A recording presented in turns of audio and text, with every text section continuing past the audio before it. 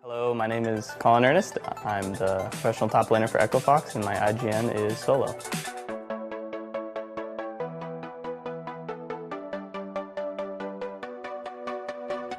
is doing a great job of working around the map. They're just slowly hook, line, and sinkering Liquid out of their base into positions they want them, and then able to get the fights. Roster yesterday, but has returned with both familiar faces and new names to fill out the roster. They've drafted 2 players from Challenger Squad, Ember.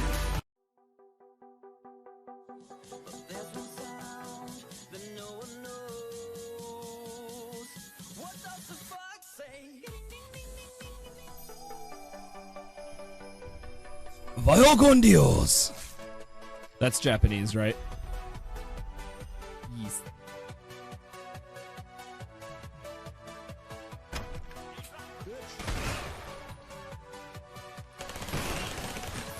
Oh, my grenade! Thank you for joining us today. Hey, thanks for having me. Absolutely. We're really glad to get all different types of streamers in here, and I was just letting everybody know on stream, I really like the panels in the background. I'm a fan of blue, and it's looking really nice. Thank you. Oh, we were talking about that. I thought you were talking about something different. Yeah, the panels behind me. Yeah, those things I love them just for the aesthetic. They're amazing, and they help with the audio quality. Yeah, it makes you look pro like right out of the gate. So you've had a really strong 12 months with nearly 150% growth in your stream. What's it like over there for you right now? Yeah, so we've had a lot of ups and downs actually, and it's something that I kind of talk to people about, that it's always going to be a roller coaster. You know, you don't just always go up and always go down. It's a back and forth, but it's been such a wild ride and such an amazing journey, and I really I love everything that's happened, even the bad stuff, because it taught me things that that really helped me become a better streamer, you know, to become a better influencer, content creator. So it's been crazy. I've been floored over a dozen times or more by the support that my community has given me, and it's been amazing. Cool. I think one of the things that a lot of people are curious is when you do hit this kind of significant growth like this, I think the first question that comes to my mind is, how has it impacted your content's performance of like your old content? The stuff that you've already been doing, your videos and stuff like that are maybe saved to your profile. Like, are you noticing like a spike not only in your viewership, but also kind of cascading through your content? Yeah, so I guess the biggest thing that I've noticed that's related to this is when we transition, because we transitioned from playing Paladins as a full-time game to full variety, and the biggest thing that you notice with these spikes is people who want to support mainly super small streamers end up leaving your community. So, you know, they want to go on and hang out with people that are 3 and 4 and 10 average, you know, and not so much the guy that has 200 average. So that's been a big adjustment that I've been going through. Yeah, I've heard the same kind of thing. There's a lot of people who pride themselves, almost like the hipsters of Twitch, right? Where they just only want to support small streamers of some kind. So you've seen that. I think that means that you're there. Like if there's any kind of like, oh, he's too big for me now, you know, that's kind of like a good symbol. I was looking. I mean, I know people are relatively modest when they get to your size, but I was looking it up online on one of the Twitch trackers, and you're actually one of the top 0.3% of Twitch streamers online. There's just a huge volume of people right now, but how flattering, right? I know, first top third of a percent. And that's really impressive, and a lot of it comes down to your concurrent viewership, which you have over 100 already. And we'll get in that to a moment about how you got to this stage. But first off, I just got to say before anything else, you stopped by our booth at PAX East. Yeah. Yep. Yes, I did. Thank you very much for doing that, by the way. Really kind. How did you like the event? The PAX was awesome. You know, it was way bigger. So the only other event that I've been to related to streaming was TwitchCon, and PAX was like 3 times bigger, and there was so much more to do. There were so many different people, and I'm just glad that I was able to meet up with you guys, because you know, my mentor Zinagami was talking about like how awesome you were, and I was like, yeah, I've always wanted an OPSEAT chair. You know, I looked at them all, I looked at everything, and I just kind of decided that OPSEAT was going to be the best for me. And I showed up at your booth, and I was like, oh, Jake is here, and he's the like the head of partnerships, and I've got to really play my A game now, you know. But it was really cool to meet you guys. But PAX was awesome, absolutely. Yeah, I remember that time when you all came down to the booth. I actually have a picture that we put up on our blog, and it's like a crowd of people kind of around Jake a little bit. And Xenogami's there. There's a couple dudes carrying the Twitch partner backpack. Yep, you know, it looks really kind of official. You know, it was really cool to see that. And if everyone doesn't know, he's the head of partnerships. He's an outstanding big part of our company since the first time that we opened our doors.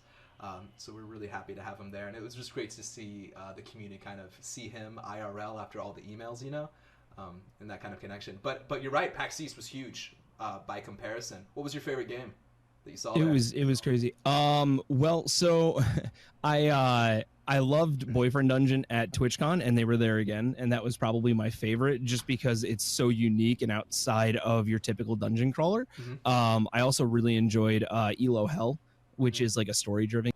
I didn't get a chance to watch Elo Hell too much, but I did get a chance to go to Days Gone. Did you like that absurdly long ride? I didn't. I think that was towards the end of the convention. I sat down with the developers that made that, and they were like, yeah, you know, if you wanna sit down, it's free right now. And then I turned around, and there was like 5 people sitting down. I'm like, oh, okay, never. Yeah, we actually first saw it at PAX South when we went over there in Texas, and the line was so big that it was always like 45 minutes capped every time. So we kept coming back and back, and the only time Jake and I were able to get in is we showed up before it even opened, and we were in line before people even got. That was the only way we could get into the queue. Either way, let's go back for. I mean, it's really exciting to hear that things are going well and that you're out and about at these events with us. But let's go back for everyone and get some context for people. When and how did you first start playing video games? Like the first time you put a controller in hands or a keyboard under your fingers. What was that about? Yeah. So I was. This is gonna be a little heavy. Sorry.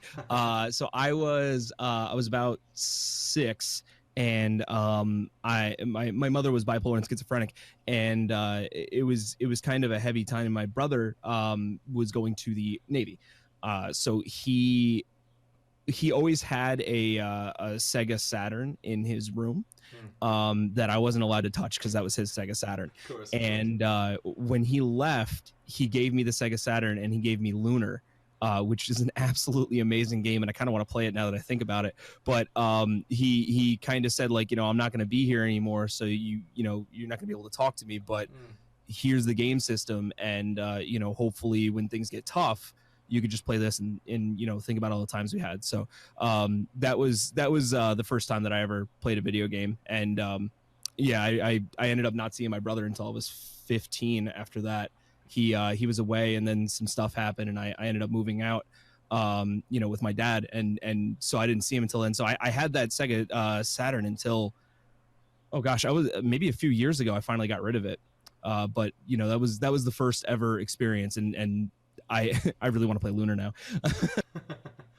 That's awesome. That's a really fringe network or a game system to kind of get started with as well. Did you take to it when your brother was away? Were there other games, or did you kind of just put it on a hiatus as you matured and then came back to it? So no, I didn't really you know, I didn't really have an allowance or anything, so I couldn't buy any more games for it, but I did my dad did buy me I think a PlayStation 1. He asked me what I wanted for my birthday, and I ended up telling him a PlayStation 1.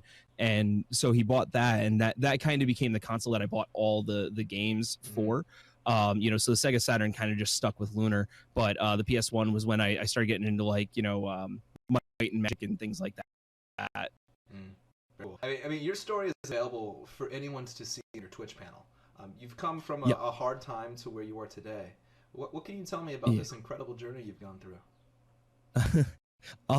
So I mean, going all the way back, you know, like I said, my mother was bipolar and schizophrenic, and I moved between my dad and my grandmother for a long time because my dad was struggling with alcohol abuse, and you know, growing up in that setting, video games really became you know, a scapegoat away from me to not have to deal with all of that. I drew a lot as well. But the video games kind of had more of a hold. I actually wanted to be a game designer, and I wanted to do animation before I started streaming. And as I got older and games got more predominant, I wanted to be a pro gamer, as everybody does. Right. So I started playing Overwatch a lot when that came out. Before that, I played Call of Duty. I think was the first truly competitive game that I played. And I played on a team all the way up until Black Ops 2.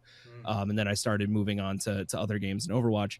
And then we got up to where I started streaming. I had bought my computer. Sorry, I just moved it yesterday. I had bought my computer, this exact one, around that time, and I tried to buy the best one I could to be the best that I could.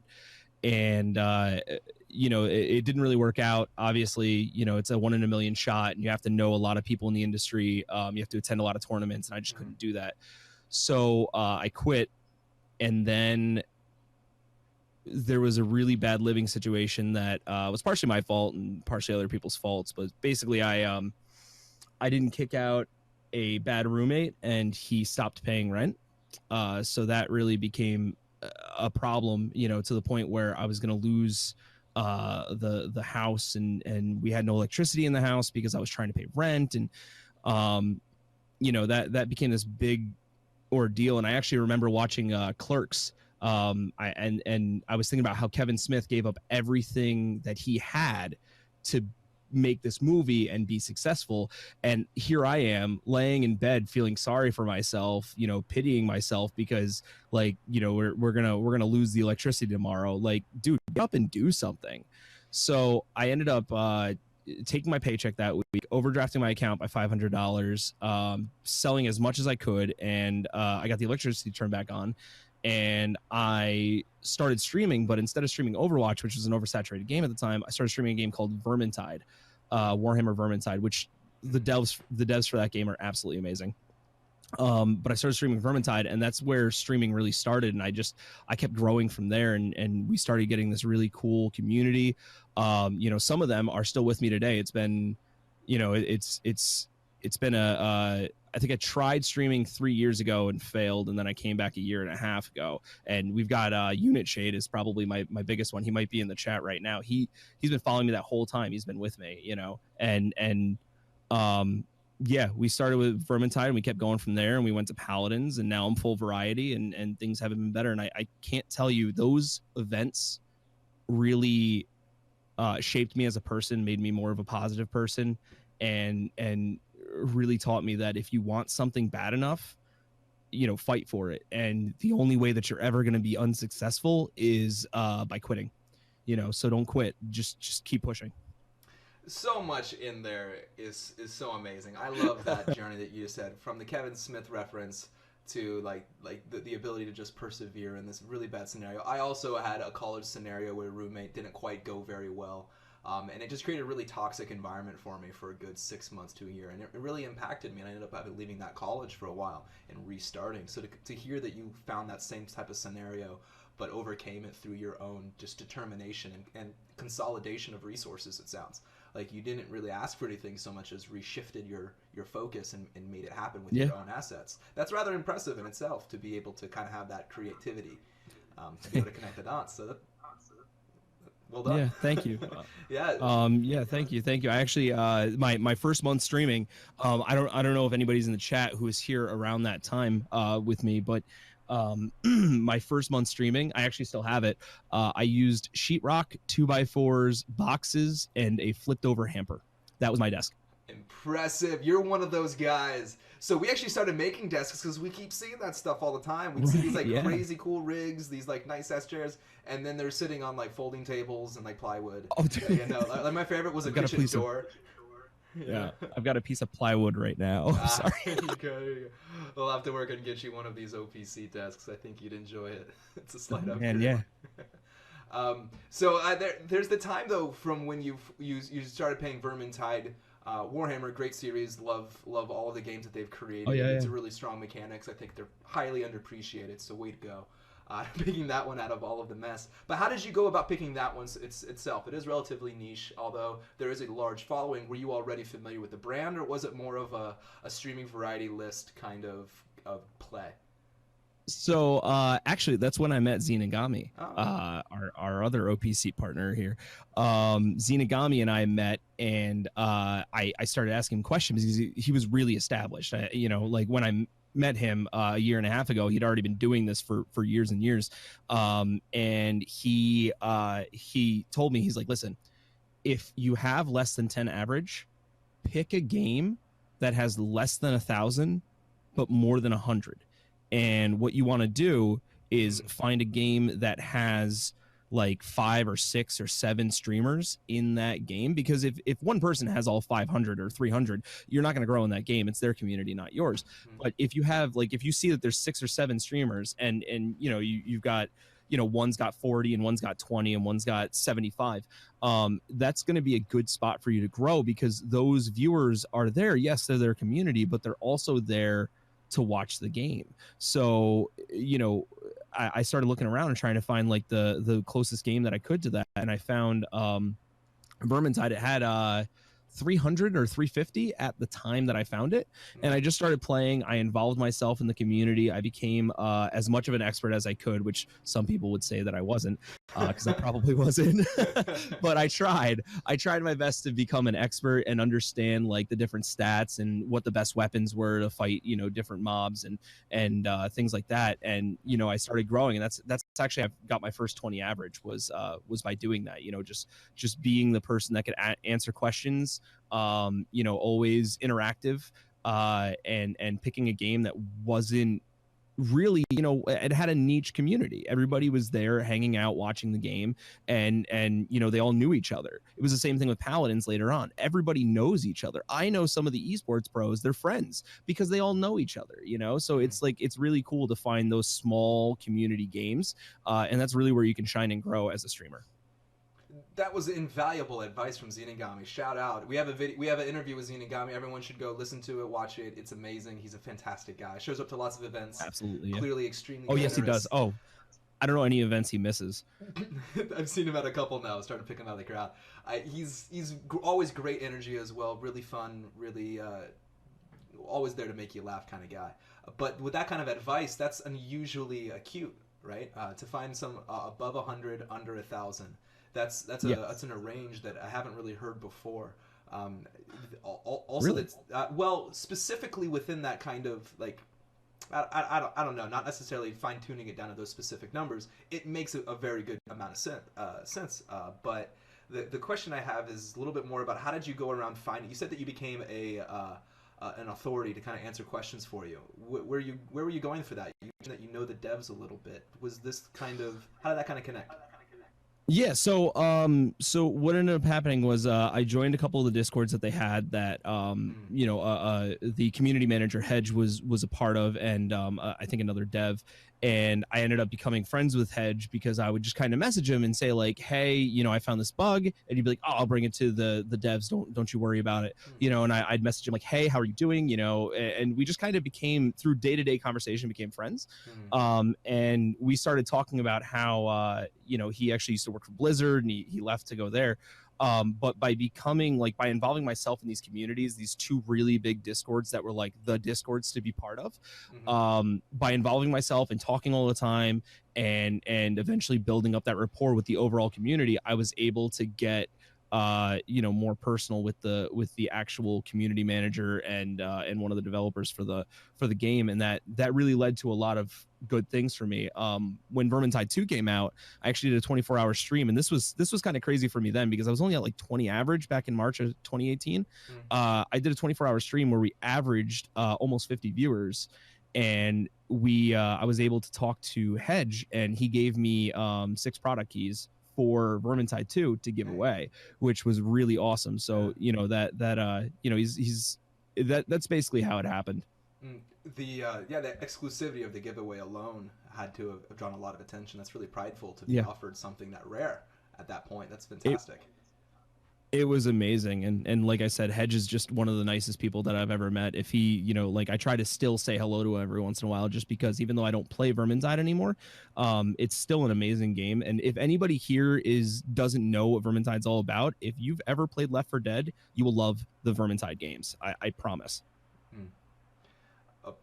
we'll link it in the description and make sure people can kind of go take a look at it and go find it if they want as well.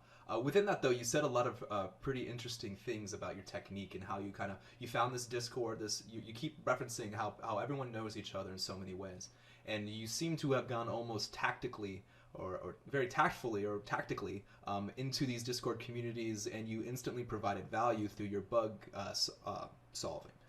And then that ended up giving a connection where you then had a human element to it, and that grew an authentic, real relationship with Hedge, which then led to this on-screen interaction for your 24-hour stream, which then led to this opportunity where the unique codes. I mean, everything about that is textbook awesome, right? Like, in the 35 episodes or so that we've had here on this interview or this podcast so far, we're trying to slowly start pulling out some of these kind of core techniques which some people are implementing, and you're the first one who I've found who's stopped. He gave me. I want to give him the credit because he really did teach me best practices as a streamer. I ultimately did these things, on my own, but he was like, you want to be the guy, you want to you want to push yourself to know all these little things. Even today we were playing Apex, he's like, did you know that you can do this with Pathfinder? And I'm like, I never even knew that. No, I was like, I've been playing this for 2 months, ever since it came out. I never knew that. He's just that kind of guy.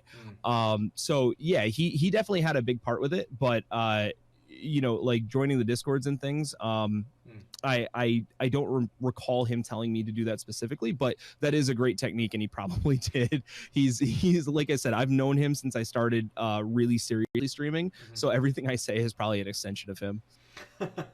Well, he's a good guy to emulate at this point. He's giving you some good advice. I can see why. If we're going to move on here in just a second, but to retrace real quick, how did you actually bump into Zenigami? That first connection is very important to people. So it was I was on streamlabs.com, and they had these teams that you could be, and Zenigami he is a stream coach.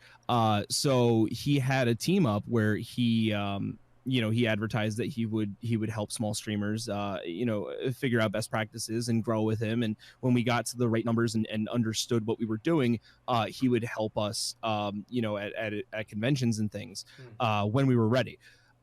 So nice. Basically I met him on streamlabs.com when they were doing their teams. They don't do that anymore. So he's not on there anymore, but that's how I initially found him. But I've also just going to conventions. If you wanted to find somebody who like you can grow with, or who's bigger than you, that because you are the 5 people that you surround yourself with. So, if you find somebody who's slightly bigger than you as a streamer, just being around them and talking to them and involving yourself in what they're doing, you're going to naturally and organically understand how to be the best version of yourself and the best streamer that you can be. So, going to conventions and stuff was definitely a way that I would have, if I had never met Zenigami, that would have been the way that I would have done it, was going to, TwitchCon or PAX and just networking. Yeah. So did you make it to TwitchCon 2018? Yes, I did, and we're planning 2019. We're hoping. So the prices are getting kind of expensive for these things. So we're hoping to get a couple of my friends want to get a beach house because it's going to be cheaper than going by yourself and getting a hotel for $300+. Yeah, no, the Airbnb houses 5+ is the only way to really go. Yeah. Oh my gosh. Listen, I tried to find an Airbnb because I did that last year for San Jose. I found one for like $45 a night, and it was like my own room and stuff. The only thing that I can find around that price is like some hostel where you're hanging out with like 6 other people, and I'm like, I don't want my stuff stolen. Yeah, I think one of our guys actually found like a tent in the backyard of a place, or like an RV. I think it was like a pop-up RV kind of deal, and he just had the couch area. It's like, wow, there are Airbnb and RVs out there. It's like such a good deal. Yeah, right. Such a good deal. What was your aha moment in this? So you sound unusually aware and really sharp in your understanding of this already. When did you kind of get that you were going to be able to do this? Like you said, your stream itself began in 2015, but you didn't really start actively. Well, your channel did, technically your account, but you didn't really start streaming actively for a little bit, and then it kind of skyrocketed. Where was that point in the middle between where you kind of realized, like, I can do this, I can keep doing this? What happened there? So there was a frustrating moment. I talked in the very, very beginning about roller coaster, where you go up and down in viewership, and you have to accept that as a streamer because it's nothing that you're necessarily doing wrong. It's just kind of the nature of Twitch. When I was really growing, and like I kind of had that initial aha moment where I was like, oh man, I'm gonna hit partner, like this is gonna be sweet, you know. But then I went down, and we went down to like 25 or 30 average at the time. I was actually sitting in the living room with my roommate, who's also my best friend, and Miss Night Skies is his fiance and my other best friend. I was sitting in the I was sitting in the living room feeling kind of like sorry for myself, and you know, Shane was like, dude, you're doing everything right. You're constantly upgrading. You're constantly improving yourself. You know, I hear you say, what's going on, bro, Hans, a million times a night. Like, you are pushing it. It's going to be hard. It's going to be difficult. Do not give up. And like, just kind of hearing that from him, I kind of sat on it for a day or two, and I just had that like final like aha, like, yeah, you know what? It's going to be hard sometimes, but I'm not going to let that ruin a good thing. You know, I've worked this hard. I've pushed this hard. I'm consistent. I'm on every day. I'm on roughly at the same time every day, you know? So like, you can't back out now. You can do this. You can do this. And by telling myself that every day, by hyping myself up, sometimes I'll listen to like my favorite punk rock band or something, you know, just kind of like amp myself up. Just by doing those things, it keeps that aha moment continuous. But the first aha moment was with Shane. He really pushed me to be you know, to continue this and not give up, because it's hard as a small streamer. You feel like you're on the rear end of things, and believe me, you can do anything that you want in this world. And I know some people say that like the world is your oyster. Like, no, I'm not saying that. What I'm saying is you can do this. You can be the next greatest game developer. You could be the next greatest esports pro. It's just all about, you know, building up your own confidence, pushing yourself to the limit and then some, and never giving up. But yeah, that was my initial aha moment. I loved what you said there about the continuous aha moment as well, how you hype yourself up and you constantly have that moment. It never quite settles. I mean, even today, like myself being head of a couple companies, that there's always that imposter syndrome that naturally seeps into everything that you do. So that constant hype, that your constant aha moment, that kind of resonated with me there. Shane sounds like an outstanding guy. Way to go if he's encouraging you that way. Props to Shane.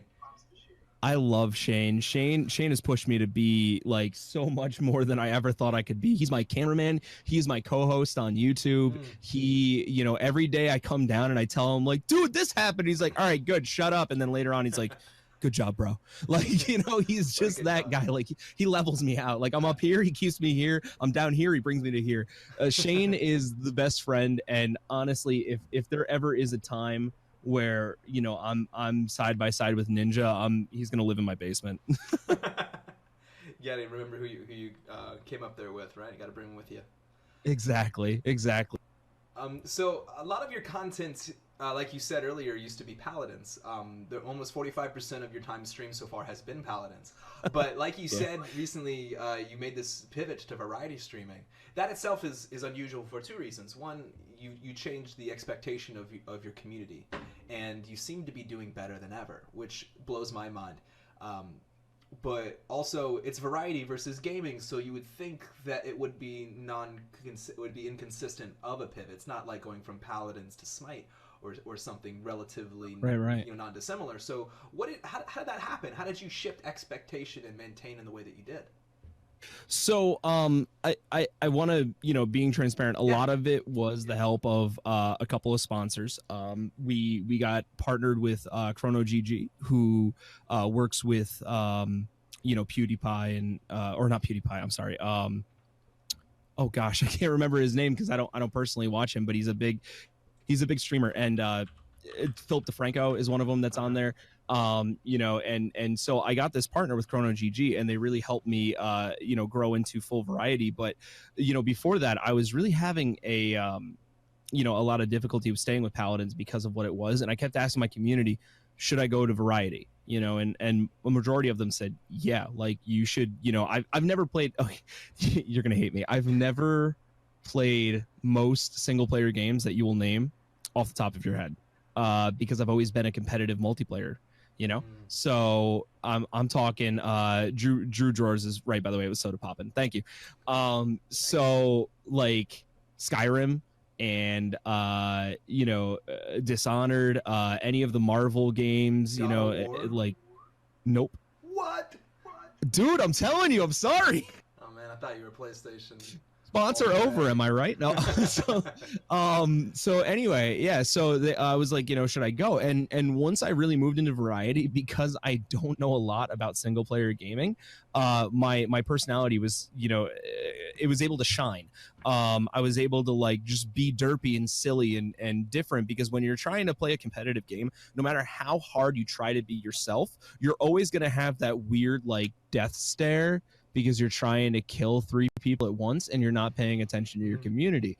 And it happens to everybody. You can watch the biggest streamers do it. Yeah. You can watch the smallest streamers do it. Like, you are so focused and given that weird blank, like through the person's stare, that it doesn't really resonate with the community. So while you can build a big community that way, there is a disconnect. And my thing is being the most interactive stream that I possibly can be. So when I moved to variety, it was just kind of like it clicked. Like that was it. And you know, I've seen like a lot of the people that you see in the chat right now are from that variety switch. You know, they never would have found me if I'd stayed with Paladins, and they've ended up being, you know, some of the best you know, viewers that I could ever have hoped for. Like Ryerloth, for example, was chilling here an hour before you guys started, waiting for me to be online. Like, that's crazy. And I met him through the varieties.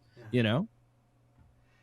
Yeah, that's wildly impressive that a lot of people are still with you through that variety pivot, and they hold to you so tightly. How did Crono GG actually help you with that pivot, though? You said that they kind of helped define that. What did that mean? Yeah. So what they do is if you play one of the games that's on their website, they do this weird kind of hosting. It's not an embed.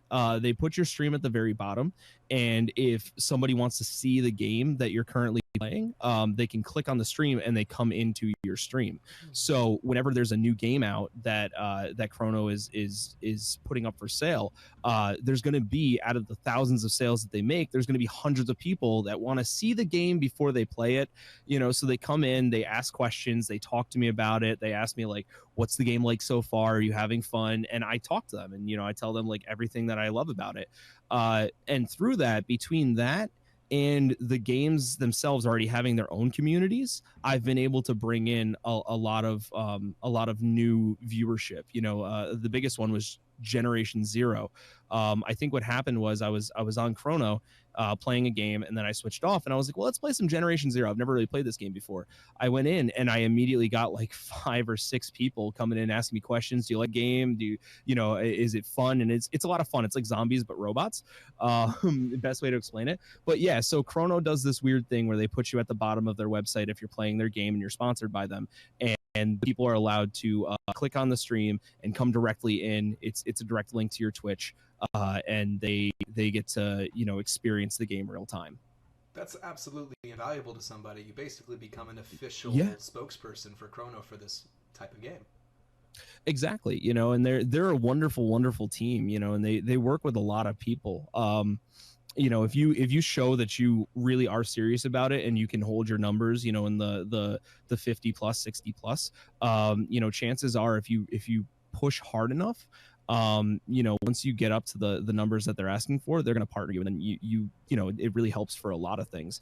And between that, I also became a Gung Ho Games ambassador, and they you know, I get exclusivity to their games as well. So when their new projects come out, I'm going to be the one that gets to play that game. You know, they're gonna suggest to get me onto the front page of Twitch, which is really crazy. And that happened. I was at like 20 average when that happened. So that was also something that really helped me grow. But once you're at those numbers, it's not just having those numbers. You know, it like you can push and get 200, 300 average through 10 different hosts. You know, that's something that's possible. The thing is, that's not your community. You know, if I wasn't playing a Crono game, I'd still maintain a good chunk of those numbers because of how hard I work to keep those people. Like I call it winning a heart, you know, winning people one heart at a time.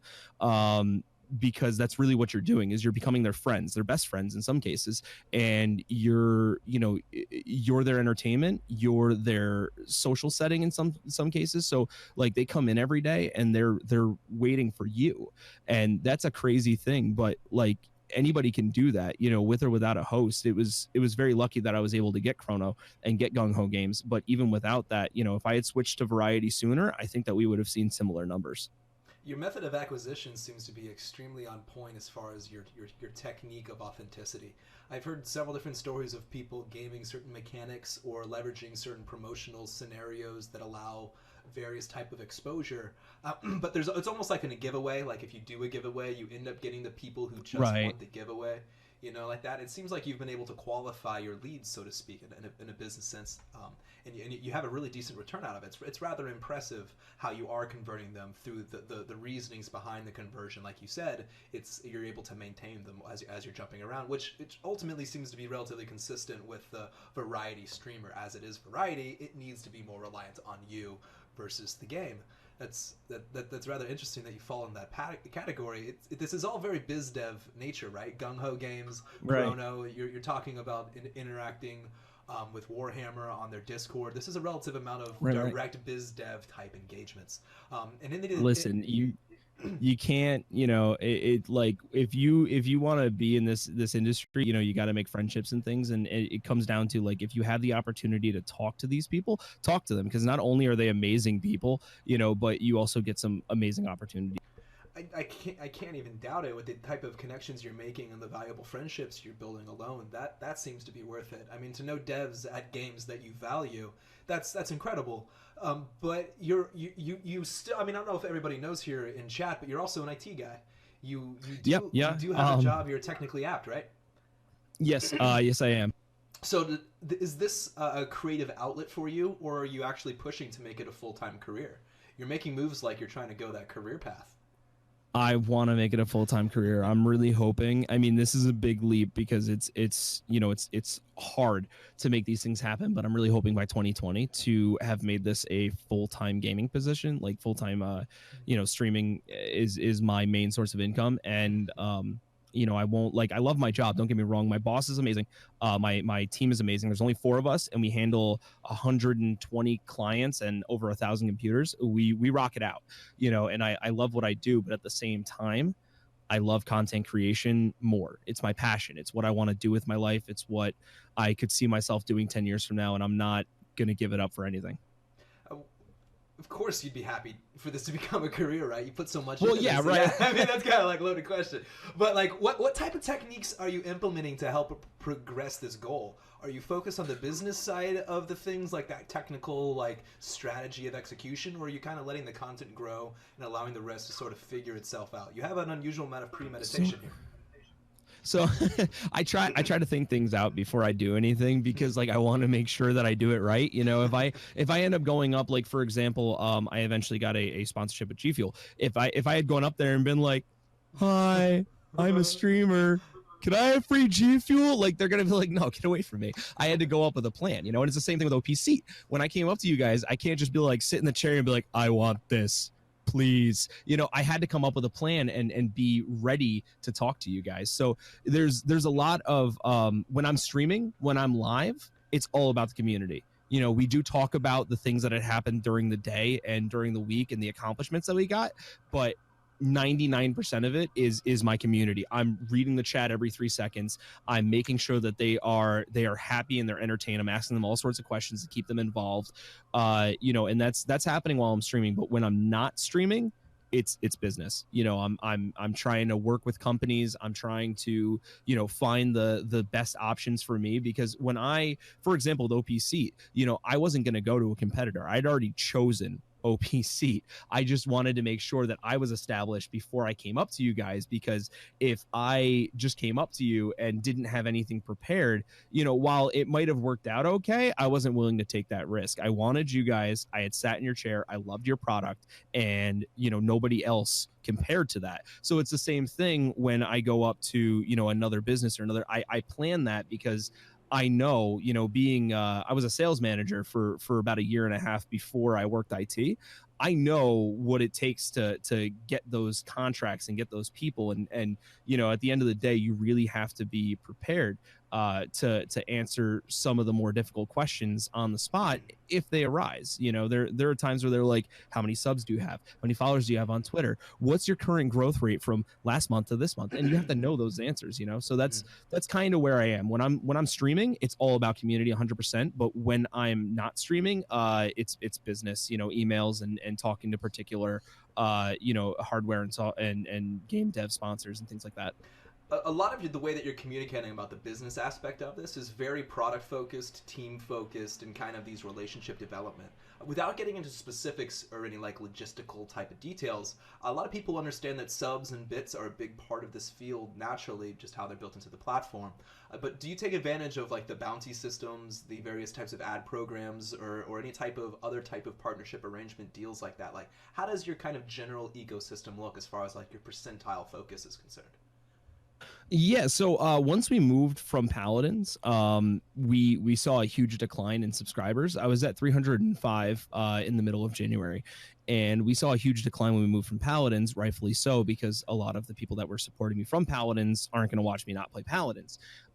So I have a lot of viewers that really help me with like bits and stuff and donate large amounts, amounts that make me cry and like walk away for a second legitimately. Like, I'm not afraid to show emotion, but with the bounties and stuff, I absolutely take advantage of them, and I make sure that my viewers are aware of what the day plan is before I do it. I'm not just going to be like, all right, we're going to end here and we're going to play this game for an hour because I'm going to get paid. I don't do that. I usually talk to them and I say, hey guys, there's a sponsored bounty that I can do. It's this game. Do you want me to play it? And if I get enough yeses, which most of the time it's always yes, because they want to support me that way financially, then we'll go ahead and play the game. But yeah, absolutely. Twitch bounties, and there's some other websites out there that allow you for those things. Yeah, absolutely. Those are a large amount of my income, and they're steady enough that it's very possible that if they keep it that way, that I would be able to go full time. Interesting. How did you really notice a significant improvement from the bounty system when it first came out, as far as your ability to engage the community? It seems a little led, but it has a natural organic nature by what they're kind of providing you with. How have you noticed the community kind of responding to those types of engagements? So I'm sorry, could you repeat the question in a different way? I'm trying to like build it in my... No, it's okay. I was just kind of noting that a bounty system is relatively new to the platform by comparison to the other mechanics. So I was just kind of trying to understand how you notice people interacting with those types of calls versus other type of partnership arrangements that you have. Oh, okay. All right. Yeah. Okay. So the because I'm full variety, it's a lot easier for me. Same with a couple of my friends who have seen success in variety. It's a lot easier for us to play these games and go into a bounty and be like, we're gonna play this for half the stream or for an hour or for 2 hours. They don't really there's no real negative response to it. They I tell them we're going to do this at this time, and they usually engage with the new game. And it's kind of cool too, because we all get to experience new games together. Like I said, I don't ever play single player games, so like doing all of this now is super crazy to me, but we all get to experience it together. And I think a lot of the community, because they like me as a streamer, they like watching my reactions to it, so they don't really mind necessarily what I'm playing. In a sense, I'm the center of the entertainment, so we can go on and do these bounties. It wouldn't be right, but I could do 5 bounties in a day, and I would, there would be no negative recourse to it. I don't think. Still, though, how does there has to be some sort of notable impact, right? Like, you can't just have full blank check here. How does your audience impact what you do? Do you see it shift a little bit depending on where you go in your convo or where you go in your gaming choices? Yes, I mean, if you're talking about like concurrent viewership, it definitely goes down when I switch the game up. Is that what you mean? I'm so sorry. Yeah, no, yeah. I guess in like Carte Blanc or like Blank Check, kind of like you get to do whatever you want. It doesn't really impact the stream numbers, so to speak. It's almost like spinning plates on your finger in so many ways to kind of keep it going. Do you ever find yourself looking at the stream numbers and having that be part of your mindset, or is it always just kind of like I'm doing what I'm doing, and let's just hope it worked out today? No, I typically won't do a bounty if we're below a certain concurrent viewership, but I also try my best not to look at the numbers. I actually, the viewers will tell me like, "Oh my God, you're at 400 viewers today," and I'm like, "Shh, don't jinx it, just stop." Like I'm not looking at it, please. Like I'm happy too. Thank you for telling me. Now I'm nervous.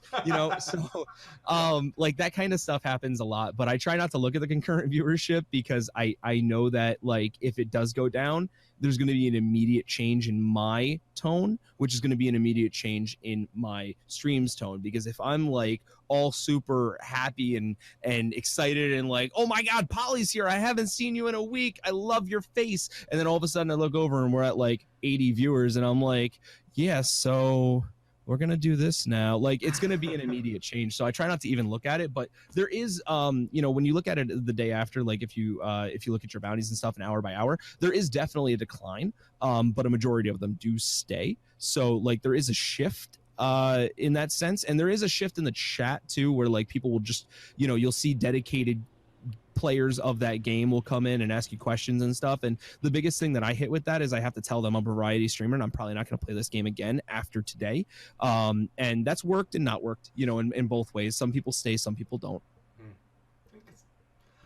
So most personalities like yourself have a really strong character. And with it somewhat comes strong character traits that they typically accredit to. There you go. So like with the strong character comes some character traits that typically you would accredit to your success, things that you're very proud of. What about yourself do you think is the trait that helps you become most successful in this field? Being an introvert. Really? So no, I would say the trait is that probably helps me the most is being able to be comfortable with myself. I'm not, there's nothing that I won't do on stream that would make me feel uncomfortable. Like there's obviously limits, and things like that I, nobody would do. But like me personally, like I wore a wig, I don't know, last month. Like we wore I couldn't find a dress in my size. I'm a big boy, but I was totally going to dress up like that, for my stream. And like, I don't mind those things. So being comfortable in your own skin and being able to like have that connection with your chat where you're like, you know what? Today I'm going to do the truffle shuffle on stream and my stream's going to love it. Like some people can't do that, but if you can get into that mode, you'll notice such a change in everything, positively, of course, because, your chat, like you just kind of connect, like you're all friends at that point. You know what I'm saying? Did you ever see yourself doing this? Like, was ever a part of you that, like, I mean, Twitch has been around since 2011. It's had enough time to kind of seep into most people's mindsets. Was there ever a moment that you're like, one day I'm going to be one of these guys? Up until like 2015-ish, like when I started streaming, I didn't even know Twitch existed. Like I had heard talking about streaming, but I didn't know what that was. No, I wanted to be an artist or a chef. Were the two things that I initially wanted to be. I really loved art. It had a huge impact on my childhood and growing up the way that I did. So that was kind of a scapegoat for me. And then I wanted to be a chef because my whole family is full of like professional chefs. My late uncle was worked at a 3-star Michelin restaurant in Vegas. His son is trying to own a food truck right now and has worked at the Culinary Institute of America. My cousin Kim owned a bakery shop, that won Cupcake Wars up here in the Hudson Valley. And she's no longer allowed to attend or allowed to participate because she won. So she's now just a judge. But like, my family is full of these people and I'm the home cook. I cook like my grandmother. So I go down and I cook with love, which, just so you all know, love is just throwing in whatever you think is the right amount of something because it always comes out fantastic that way. Don't measure, just throw whatever you got in there. Dash of this. Yeah, it's a dash of this, a pinch of that, you know, and it comes out amazing at the end. So, you know, I've always been surrounded by chefs, so that's what I really wanted to do. And then for art, like I said, it was just such a big part of my life for so long. That's really where I thought I would go. But I'm able to kind of mix that into the streams. You know, I'm able to be creative with what I do and how I set everything up. You know, sometimes I draw for people, like some guy. I don't have it anymore because he hasn't come in about a year, but I used to have this guy named Salacommander came into my stream one day. And he's like, I'm the commander of salamanders. So I drew him like on a soapbox speaking, and like all these salamanders were down. Like, you know, I'll do those little things. Cool. And then for cooking, you know, I have a YouTube show that we just put on a bit of a hiatus because it got expensive, but we were doing this cooking show where we would cook a meal for game characters that we thought they would like. Like, it wasn't like, you know, Naruto's ramen. All right, sometimes Naruto doesn't want ramen, you know what I'm saying? You know, it wasn't like Zelda's mushroom stew in Breath of the Wild. You know, maybe he wants salmon. So like, that's, you know, we would cook those dishes to the best of our ability, and we would name them after those characters. You know, and that's where we were going with that. So I've been able to really experiment and be creative in my own right with my past you know, my past passions with my current passion. That explains where the OP Cuisine series came from on your YouTube. We'll link that in the video for everyone to go see, go watch. It's actually pretty cool. You're pretty entertaining, man. I love the cooking bit as well. I'm also a cook family. We do a Christmas cooking competition every year. We kind of try to one-up each other every year and kind of keep going. I won 2 years in a row and just lost last year to my twin brother. What? Dude, that's awesome. We should, you know what? I challenge you. You challenge you. An on-stream cook. Yeah, I challenge. How are we going to do the taste tests? When's the next event? Hey, maybe at TwitchCon we can pull something off. Everyone will be in an Airbnb. That'd be awesome. Anyways, yeah. So we'll have a kitchen, I'm sure. Okay, that sounds perfect. All right, that's it. We're going to live stream it. How's that sound? We'll live stream it on my... That sounds fun. All right, go. So you've been in this for a bit. You have a little bit of a YouTube going on. It's getting expensive. You've got a Twitch account. I know you're relatively new to the content creation streaming environment, but you still have a kind of a concept from a first-hand point of view. What is your opinion on the state of streaming as a profession? Maybe as far as its saturation or its technical feasibility, or is it about to become more technically feasible for other people? Like, where are we right now? So, well, there's a couple of things with that, because there's something they announced just recently that we'll talk about in a second after I say this part. I think that Twitch streaming is roughly the same as film or music, in the sense that there's going to be 80% of the people out there, you know, 70% of the people out there that are kind of just like not really, like, they're trying but not trying at the same time. Like, they're not really pushing themselves. They're going out, they're giving out headshots, they're trying what they think is their best, but they're not doing it the right way, or they're getting frustrated and quitting.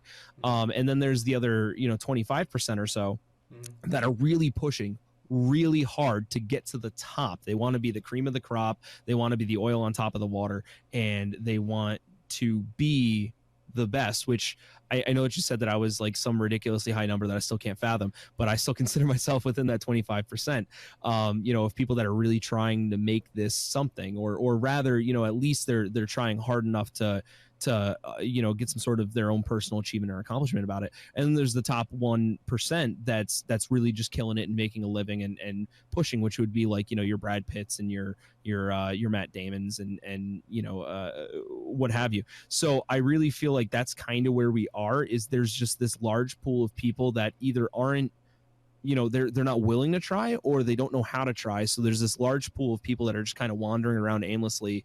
I just helped a small streamer. He was streaming at 1920 1080p 10 megabits per second, and he was averaging 0 viewers. And so, like, there's a lot of people out there that don't understand, even with all the YouTube and Google and content that we have, they don't understand how to get bigger. So I was like, dude, you just got to lower that down to like 3,500 and make it 720p. He's now averaging like 10.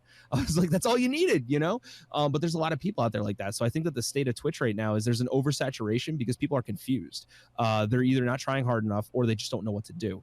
But there may be a silver lining with that, at least for smaller games. The oversaturated games are always going to have that problem that I just discussed, but they're talking about, if they didn't already release, they made a statement that they want to let you sort viewership by lowest to highest, as well as highest to lowest.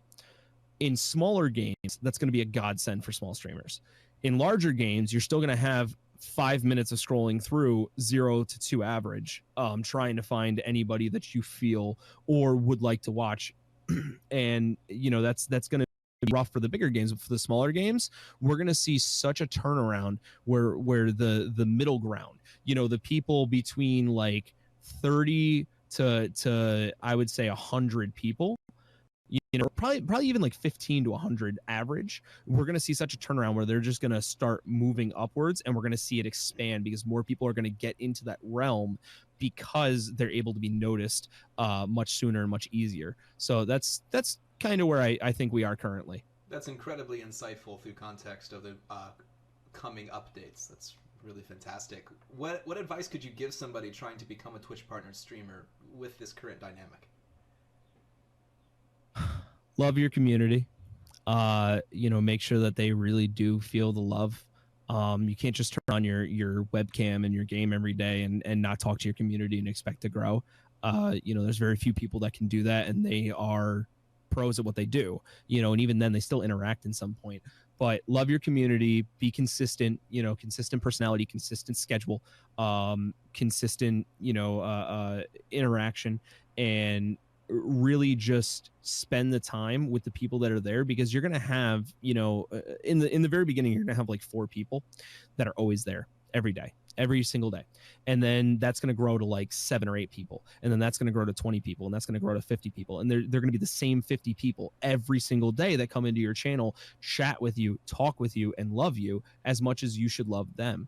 But that doesn't happen without, feeding the fire per se. You really need to win those hearts. So, to anybody who's trying to become bigger than they are, or past partner or become partnered, really just spend that time with your community. And you don't have to worry. I mean, giveaways are fine. I know that's a big thing. Giveaways are fine. You don't have to worry about them so much. If you want to start an event and do a giveaway, by all means do it. Just have realistic expectations of what that's going to bring you. While I had 43 or 50 average, whatever, when I did the Vermintide stream, I didn't really see a huge average concurrentship after that. It was cool during the time, but it went away fairly quickly. So you really want to, like I said, love the people that are there every day. Show them as much, like compassion and hype as you can. And the new people that come in, ask them questions. The biggest thing is asking like, "How was your day?" But try to come up with like a very unique question. I usually ask like, "How's your day? How's your weekend? How's your life?" And that gives like a lot of content to talk about with that particular person. And the more you get to know that person, the more likely they are to come back. So if you can do that with everybody, you will eventually see partner. And I've known people to go from no viewers to in 6 to 8 months by doing those things. By the way, where are you on your journey to partner? You're well qualified at this point. Are you in between 3 days and 3 years is what they call it? Yeah, so I applied 3 weeks ago, and they said we'll get back to you in 7 days, which we all know is a lie. I'm expecting within the next 2 months, and I'm having the realistic expectation that they will deny me for one reason or another, at which point, if they don't deny me, holy crap, I'm like amazing, but if they do deny me for some reason, I'm gonna wait a month and then apply again. It's a good plan. I hear it works. Everyone who doesn't know, by the way, he can't see my screen right now. Oh wait, can you? Oh, I'm still screen sharing, aren't I? Yes. So you just did the head. Wait, what's that? Like, did we just both do that on purpose? What's that that GIF with oh gosh, I can't remember. Yeah, exactly. I said that to my girlfriend all the time. Yeah. Yeah. So, where do you go to learn more about what you do? Is there a singular blog? Is there a YouTuber or a streamer that gives you more information than anybody else? We know Zenigami's your boy, but what else you got? So I mean I've got a pretty good group of friends that I've grown up with. Like for example, Nerd Logic is another one of my friends who he started at like 3 average with me, and now he's got 1,000 subscribers, and he's going to he went to the charity stream for Extra Life in Florida, and he's doing absolutely freaking phenomenal. And I talk with him a lot. If I had to pick communities, Twitch Kittens was probably the biggest community that helped me be me. They really pushed me to be the best version of myself, and everybody in there is nothing but supportive and positive. So when you go and talk to them about milestones, no matter how small they are, you get 7, 8, 9 people oh my gosh, that's amazing, hype, you're freaking awesome. And it really makes you feel good. You get this sense of accomplishment, and then you want to do more, you want to do better. I've met 2 or 3 people from Twitch Kittens that have really pushed me to be better than I am, or better than I was, and hopefully better than I am now. But yeah, so that would probably be the one community, if I had to pick, that really helped me grow into myself. But I would say for anybody who's trying to become a full-time streamer or grow their community, pick 4 or 5 people that you've always talked to and really connect with, and that's your group. That should be your group, and you guys should all talk with each other and grow together, because at the end of the day, if you end up getting 5,000 average, think of the amount of pride and accomplishment you're going to feel by having your friends who've been working just as hard as you have and pushing to be the absolute best, and you've all been pushing together, and you get to take them from 50 average to 5,000 with hosts, every day for a month. That's my personal goal, is to hit 500, 1,000, 1,500 average, and then just start hosting all my friends and rating all my friends, and really giving them the opportunity to gain a community, that they didn't have beforehand. Absolutely, I can hear you at 100%. That's one of the purposes behind this. We're steadily growing as well, and every day the exposure grows. So to get you, thank you, by the way, for this. Oh, dude, it's my pleasure. Please, we realize the creative positioning in this market that we have, and as we go international and that reach grows, the value that it can add over time. It's very much like you said with your buddy Shane. You want to make sure that when you're there at the end, that they're with you. And no better way to help rising tides raise ships than to bring them on board and let you all rise together through the static content and investments you make over time, right? Exactly. As Mr. Beast would say, those my boy. So over this time that you've been doing this, a lot has gone well for you, clearly. But sometimes things may not have gone the way that you had wanted them to. What has been your greatest learning experience, and the thing that kind of taught you the most? My greatest learning experience. Oh gosh, there's a lot. There's a lot. It's not all sunshine and roses. There's daily tests sometimes. I would say that the biggest learning experience is there has been an old viewer that it's not that particular viewer, it's that particular viewer's significant other that's really making things difficult for me, actually, to this day. And it made me learn that you're not going to be able to please everybody, and you're not going to be able to keep everybody in your community. And there are going to be times where it's just better to let them go. But this happened where some things happened in the chat that I felt were not justified for a ban, and the person ended up leaving. And a year later, the significant other of this person started messaging me and kind of harassing me about all of this, about how I'm the reason that they're not going to be on Twitch anymore.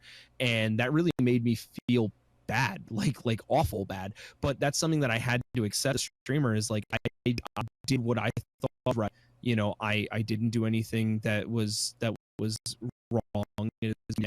I stayed well within what I had promised my community as a rule set. And if that's, not something that they wanted to be a part of, then they don't want to be a part of it. But, I stood my ground with that, and I accepted that was something that could happen, because, it's a learning curve that you've got to make tough decisions. And sometimes it's on a daily basis. And, no matter how much you want that person to stay with you or continue to be in your community, there's sometimes where it's just not possible. And for the greater good of your community, and for you as a streamer to show that you're not only not going to let those things happen, but you're also not going to let your community be subjected to those things, you sometimes have to let those people go. And that's really hard. There's a ton of times where I've seen small streamers who have a viewer in there, and they don't want to let them go because that's a view, and you have to. It's like that customer is always right scenario isn't quite Right. true when you're dealing with the community, and morality and correct choices kind of need to come into play. It's difficult. It's a very mature decision, and I'm something that I can't really prepare for. And the dynamic of having to make those decisions live on camera, I can't even imagine the stress. Yeah, you know, it was certainly rough because it all happened like literally real time. You know, it was the ban happened and then I unbanned, and then there was a whole bunch of direct messaging that I had to take care of midstream, and it was not. Yeah, it was crazy town. Well, everyone, you've been amazing, MK. I can't thank you enough for this honesty and candor that you've shown. I can see why you're getting as much success as you have been. You're a really great guest. Everyone listening and watching, I just want to let you know we got 2 questions left, bit softballs, but we're going to be opening up for some questions here in a moment. So anybody that has any questions, go ahead and submit them in chat, and we'll kind of pull them in. Got a couple good ones just in case. Question time. So we already have a couple. We already have a couple of them for you. So I'll open up here, and we can get a couple more maybe. So we already mentioned earlier that you're going to be at TwitchCon here in San Diego. Is that the next event that you're going to, or where can we kind of come see you? So at the current moment, that is the next event. I'm trying to go to Anime Expo as well in California. I'm unsure if that's going to happen because that's part of one of my sponsorship. We're just unsure if the company's going to go. So if the company goes, I'm going with them. But if not, I won't be. But TwitchCon is the next guarantee. That I have currently planned out. Yeah. And that just spawned a question that I'm going to slip in here. What anime are you currently watching? I haven't watched any super new ones. I did watch anime awards on stream, and so many awards. There's other animes. Just pick a different one. Punch Man, and I can't remember the name of the boxing one, but like it was just those 3 the whole time. Is Agretsuko considered an anime? No, I just started rewatching Inuyasha because it was a childhood thing. I used to watch that all the time on Toonami. So I just started rewatching that. I'm gonna get into My Hero Academia pretty soon here, but yeah, it's been a minute. Basically, I work, between streaming and working, I'm up for 19 hours a day, 18 hours a day. So I usually watch something when I'm going to sleep, so I don't really retain anything. Yeah, and it's hard to read those subtitles when you're basically drowsing off. So I feel you. Yeah. So this is a bit of a softball question for you. In this field, everyone kind of has disproportionate feelings about the peripherals that we use. Typically, it may be that keyboard that you sleep with or the mouse that clicks just so right. There's always something that we have disproportionate feelings about. It doesn't have to be your OPC, but what's your favorite peripheral? OPC? No. So is this the right question? No. So my favorite peripheral. So we'll say it's my Logitech headset because I absolutely love the thing, but I actually loved the one before it more because it went through almost every major event, and it just kind of has nostalgia for me. I used to have the wired G430, which is like one of those like staple standard headsets that you get, and they have an amazing quality to them. I think Tyler 1 used them up until very recently, but I upgraded to the G933s, and I gotta say, like, not only is it awesome to have a wireless headset, but they have like, if I turn them down to 50% volume, which I can do, and it's not a problem. Like I can still hear everything. They last for like 12 hours, and I can walk upwards of like 60 feet away from them, and they'll just start to cut out around that time. So I would say that that's my favorite peripheral that I currently have. Oh, I can't even imagine having an untethered headset. Must be nice for you. I keep like tugging off and pulling things off my desk all the time. I gotta upgrade. That's what I'm saying. That's why I did it, because I would like, I would go do something. I would like roll over here and then roll back over here, and all of a sudden my wire's all caught in, and I'm like looking like some weird guy, like it wasn't good. By the way, everyone watching, I just realized that you're engaging with chat along the way as we're chatting. That's pretty cool. I just looked at it, I was like, MKUltra, what are you doing over there? No, don't apologize. That's awesome. Way to go. Okay, so the first question that we have from our community is from XX Agony. What were some of the hurdles that you had to face while growing on Twitch? How did you overcome them? It was Agony not watching. So Agony is actually one of my best friends. He moved away to Arizona. So one of my biggest hurdles, that I had to face while growing was, well, yeah, I guess again the biggest thing was accepting that it's not going to be nothing but uphill. It's an uphill climb. It's not an uphill ride. There are times where you go from 100 to 30, and there are going to be times where I might go up to 500. Who knows? But I also have to understand and accept that that's not going to be the normal during that time. If I went up to 500 once, it doesn't mean that I always will within reasonable time. I mean, I'm going to push to get there, so it's one of those like weird graph charts where like everything, this is you trying to accomplish and this is your numbers, and that's just something that you have to accept and try not to get discouraged about. Another question from the community is, has your personal challenges affected your stream content at all? Have you noticed a bleed of cross, or is it kind of your solace? I'm sorry, what was the question again? You cut out just a little. Yeah, has your personal challenge affected your stream content at all?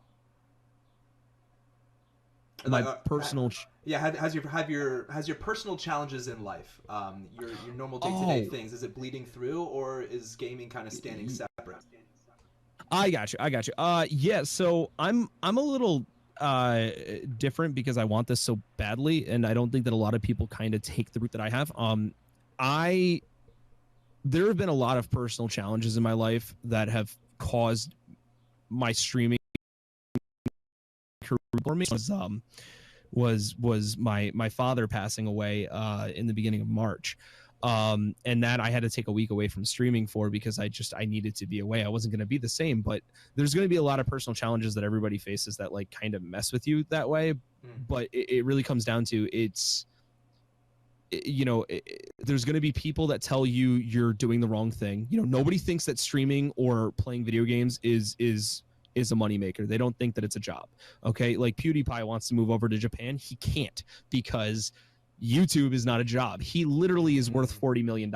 You know what I'm saying? So like it really comes down to like nobody thinks that. So it took the longest time for me to explain to the people in my life that what I do isn't just me having fun. Like this is a job, this is a passion, this is what I want to do with my life, this is my business. I am starting a business. Just because I don't have a brick and mortar store doesn't make it any less real. I still invest a lot of money, I still invest a lot of time, and I still push to be the best. So there's going to be a lot of personal challenges, and the best thing to tell yourself if you're trying to be a streamer is it doesn't matter whether or not they accept it. It matters whether or not you accept it.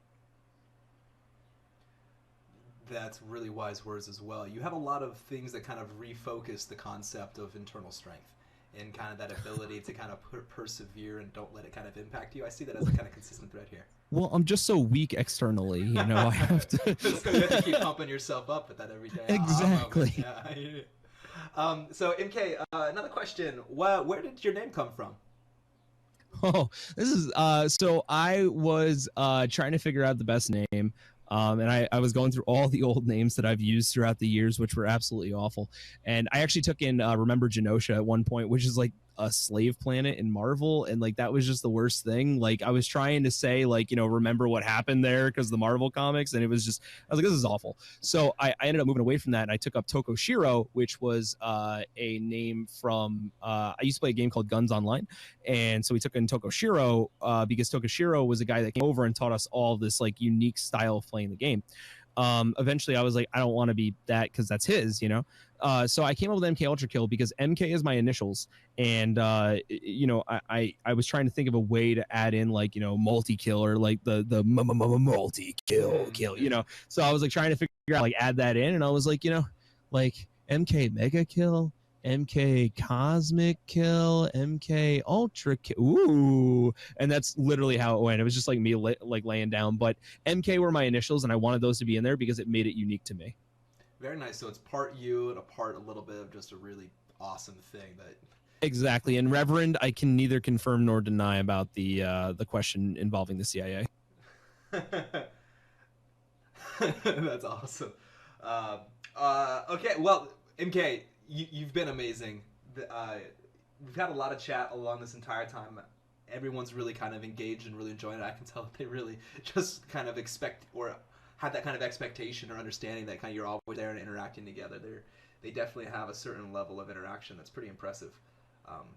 To have over 100 concurrent viewers at your size is also a really good ratio. One of the major reasons we wanted to talk to you as well. I can't thank you enough for coming on down and explaining to us a little bit about how you do it and kind of your techniques and stories. It's been really great learning with you today. For everyone listening that isn't already a fan, which I know most people here are fans of you, but for everyone who's maybe new to you today or hear these later, where can we find you? When can we find you? And kind of what's your schedule like? All right. So, yeah, you can find me on Twitter, Instagram, and Snapchat, all the same names. I'm most active on Twitter. YouTube, same thing, MKUltraKill. And as far as my streaming, 8 p.m. to 2 a.m. Monday through Friday, Eastern Standard Time. You can find me being derpy and amazing all. Very cool. Well, MK, thank you again for your time today. It's just so great to see somebody that helps support his friends like you do. It really resonates with the principles behind why we do this, and we just wish you the most success. I can't wait to see where you go from here and on the homepage here coming up for the next couple of games. If there's ever anything we can do for you, get in, or if we're at any events, please come say hi. We'd love to do that cook-off and see if we can see who's best here. yeah, let's do it, man. I'm totally hyped, and yeah, thank you guys. And you know, I like I said, I really wanted to work with this company since I found out about you guys, but it's really amazing and kind of surreal to be with you. And you know, I can't wait to see what we can accomplish together. Absolutely. Couldn't said it better myself. Well, everyone, thanks for joining us today. I really appreciate you stopping by. Make sure to like and subscribe and share with your friends. You can come back and watch this again next week at Friday at 5 p.m. if you want to get the replay. We'll be sending out lots of cool quotes and making them look really awesome. It's not going to be too hard of a sell. Thank you again for stopping by, MK. And until the next time, we'll see you.